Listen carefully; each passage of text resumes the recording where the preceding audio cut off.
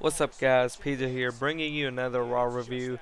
Now, I'm gonna say this right off the bat: Raw wasn't that exciting, and everybody knows that. Everybody even tweeted at me after the show was over. We were at least expecting appearance from like maybe Brock Lesnar or Triple H, but neither. Nothing happened. Um, but but we saw Paul Heyman.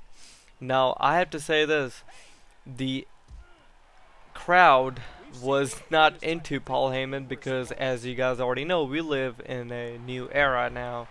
Um, there are a lot of kids who watch wrestling, thanks to John Cena. But the thing is, people don't know who Paul Heyman is. I mean, if you look at this guy, for guys like me, I know what Paul Heyman has done. I know who Paul Heyman is. This is a godfather of ECW. Jesus, man. I mean, this guy's creator of ECW. You can say that basically. But think about it for a second. He has done so much. He was the guy who walked in, walked out with Brock Lesnar. He was the talking mouth of Brock Lesnar, and he's doing the same thing now again. So, which is like a really good thing. And I was so impressed to see Paul Heyman into the ring the same way he walked in, walked out. Uh, the way he talks, just simply brilliant. Like his mic work is so amazing. The way he says Brock Lesnar, I mean, it gives you chills. It's not the same, you know. So having Paul Heyman will be a really like a big deal. Brock Lesnar is not that bad.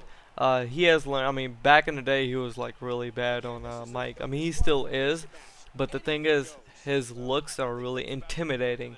When you look at this guy, you know he's really like he's fearless. I mean, he's not a coward at all. Even though, like being a heel, he's not a coward. He's a monster all the time.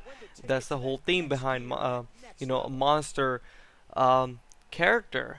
If you have a monster, you gotta have somebody who talks, just like Umaga.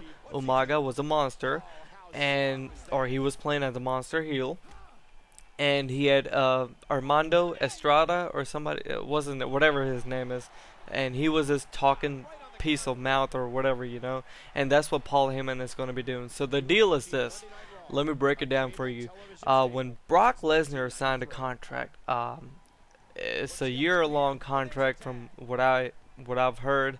He's going to be making appearances from 30 to 35 appearances in a year, and obviously there are 52 weeks in a year, and you got to have those gaps, and between those gaps, I guess Paul Heyman is going to be helping out Brock Lesnar somehow. He's already taken like 5 weeks straight, I think, except when they were in England. Brock Lesnar, he wasn't there, so yeah. But anyways, that's the whole deal, and I'm really like happy for Paul Heyman to see him, back into the ring. Not like, he's not like a wrestler, but I mean, this guy is like you can say kind of founding father of ECW. And I mean, look what he's done after that, you know. So I mean, he has done a lot. He is a really good guy, in my opinion. And oh, by the way, on Twitter, it broke out like 15 minutes before or something. CM Punk posted a picture of Paul Heyman. I didn't realize this till actually somebody tweeted at me. They were like, maybe Paul Heyman is coming back. And I was tweeting like 5 or 2 minutes before, talking about Paul Heyman. Just out of nowhere, Paul Heyman appears.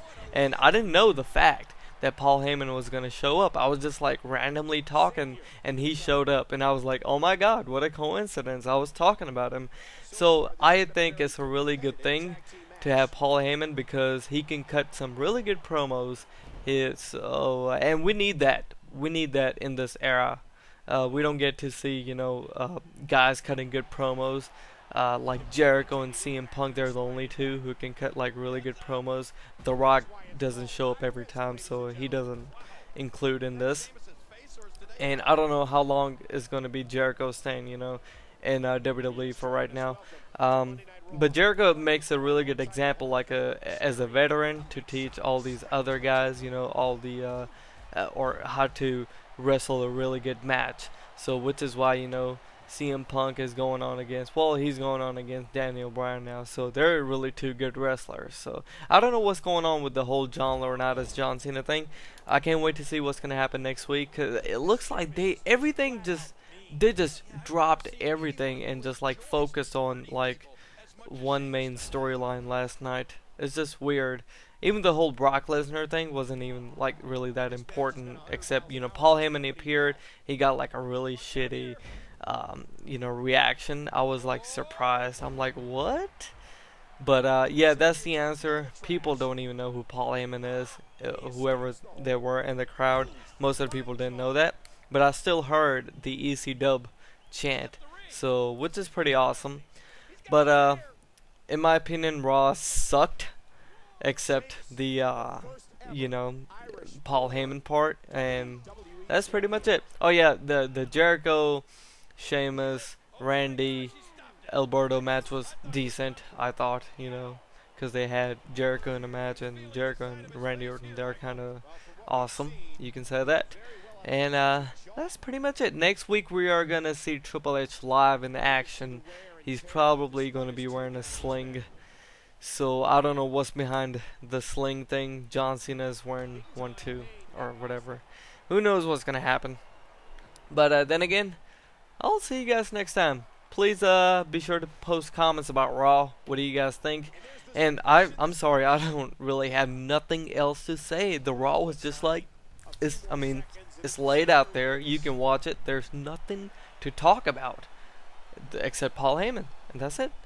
Okay, I'm done. Peace out. Follow me on Twitter if you want to. Bye.